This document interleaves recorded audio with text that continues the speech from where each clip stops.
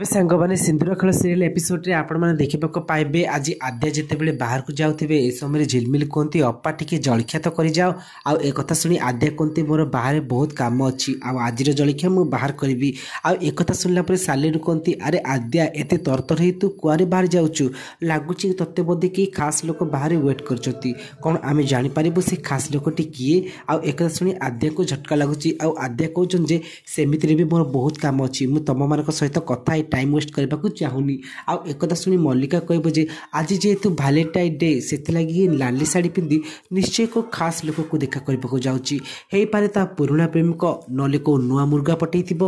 एक शुणी आद्या को झटका लगे आद्या कह मल्लिका तो मुह को संभाल के रख ना तो मुह भांगीदेवी आउ एक शुणी मेगा कहती अरे मल्लिका बो आ शालिनी तो किसी ठीक कथा कहते कि भूल तो कहना लगुच तू आज निश्चय तो पार्टनर सहित देखा करने को जाऊँ हेले तोर धोकेबाज काम आमको पसंद नुह तो फ्रेंड्स आपण को कौन लगुच आज भैलेंटाइन डे रे अंशु कौन आद्या को प्रपोज करेंगे जदि हाँ ताली येस बोली कमेंट करेंगे।